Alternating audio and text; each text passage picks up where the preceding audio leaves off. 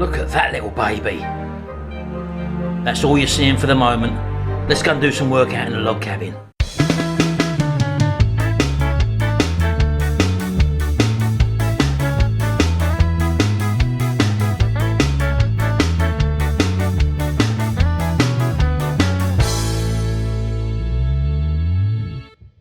Right, here we are, back in the log cabin. I'm in the process of doing some stuff to the Reliant Regal, although this is sort of uninteresting stuff really, but I will show you what I'm doing anyway. As you probably know, we've got the leaf springs off, and we got the bushes out in the last video, and it's now time to refurbish these. I'm going to be sandblasting these, not today, but they will be sandblasted and repainted. But I had a devil's own job trying to locate the bushes for the end of them, and also for these shackle brackets as well. I needed 6 bushes in total. They're all the same, but again, it's a stock that is very, very hard to find. And I managed to find a new old stock set of bushes off of someone who doesn't advertise on eBay. They apparently brought up all or quite a lot of the old Reliant Regal parts many years ago in the 90s and that, so I was told. And cut a long story short, they had a set of bushes. They were too long, but they were the right diameter, and the internal part where the bolt goes through was also the right size. So if I show you these bushes, this is what they've supplied me with. Again, these are new old stock, apparently genuine Reliant parts, but they're not necessarily Reliant Regal. And if I show you the sort of thing which they've got to go into, like this for example, as you can see, they're way too long, as you can probably see there. And what I've got, I've actually put one in this one, as you can probably see. This one's installed now. I've actually cut these down, so I knew I'd have to cut these down, but I wasn't too bothered about that. But then I found a set of these. Look at them little babies, absolutely brand new, and they're the exact size to go into the shackle bolts, and also the end of the actual leaf springs as well. They're the right diameter just to be pushed in, as you can probably see there, in the normal way, and they're the exact right length as well. So I found a set of 6, because you need 6 in total. There's 1 for each end of the 2 leaf springs, that's 4, and obviously, as I said to you, you need 2 for these shackle bolts that hang down. And then, as you can probably see, that's what the leaf spring will go into, and as you can probably see there, look, absolutely perfect fit to go in there. And these are the old bolts that come out, as you probably know, that hold the leaf springs on, and as you can probably see there, they're the perfect size for that as well. I was very lucky to find these, and I know for a fact that Simon, I spoke to you about these. I said that I was possibly getting 2 sets. Well, as I said, I've kept my own original set, which I'm having to cut down. I wouldn't expect you to do that. I said if I do get the other set, I would send them on to you, or sell them on to you, and that's what I'm going to do. I've just emailed you, sent you a message on Facebook. You've got these brand new ones coming, so as soon as you've got the money, just let me know and you can have the brand new ones. I'm going to be resorted to cutting the other ones down. As you can see, they're exactly the same, and that's what I'll be using. So I'm going to carry on cutting these down now. You've got them coming. There's a brand new set of 6 there, which you need to complete the job. They're yours. I may be able to get some more of these, I'm not too sure yet, but if anybody else needs a set, just give us send me a message down below, and I can see what I can do for you. So yeah, that's the one I've cut down. As you can see, it's going to do the job. It's in there perfectly, and they fit the shackles as well. So times like this, that's when the old Dremel comes in handy. So all I'm doing, I'm going to just do one now anyway. I might speed it up a little bit for you, but because it's a bit boring to watch this, I'll put some music over the top. But this is the sort of thing I'm having to do now. Let's take a look.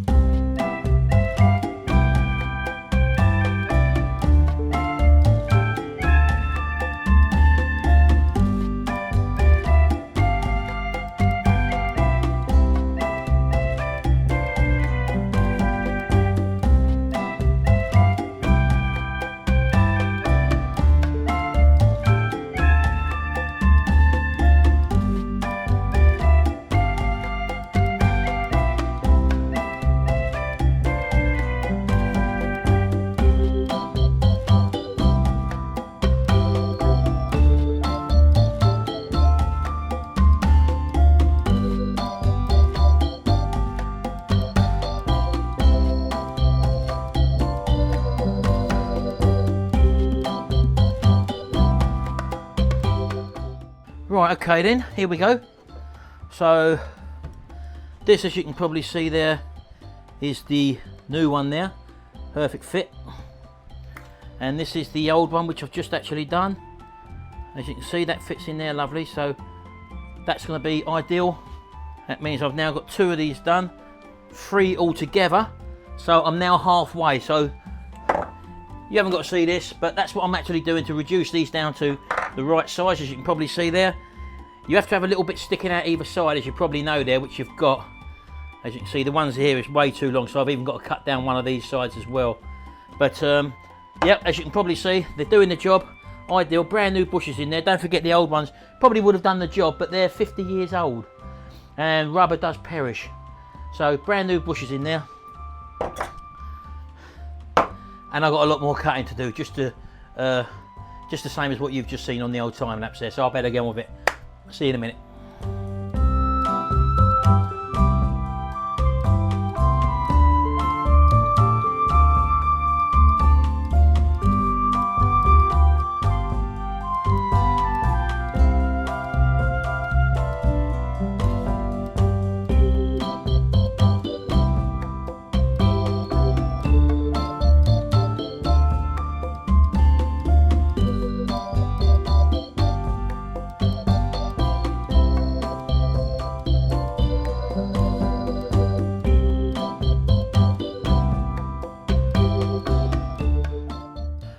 Right, there you go. That has taken over 3 hours to do that, believe it or not, to cut down them 6 bushes, and I already had 6 laying on the table which I could have used. But as I say, these are going to one of my subscribers who's also building a Reliant Trotter van. That's Simon, and when you got the money for them, Simon, I'll hold on to them for you. I said I would do, and they'll be in the post as soon as you're all ready. So don't worry about them, I'm going to keep them for you. I've now got these 6 done now. That means I can carry on with the refurbishment of the rear axle and the leaf springs and stuff like that. Now after 3 hours in here doing that and cutting that, it would have been ever so difficult if I didn't have one of these tools, a Dremel. Now I've got these little discs on here now. These are called, I don't know if you can see that or not, the Dremel EZ setup I've got here. This is a 12-pack container. You just like sort of pull out a brand new disc in there. The ones that normally come with the Dremels, there's no real meat on them and they break in no time. These don't really break, so these are great discs. Although I have seen someone recently who's used this on this job. Now don't forget, this metal, as you can probably see, is really quite thick. And I've done, how many cuts on each? 1, 2, 3, 6.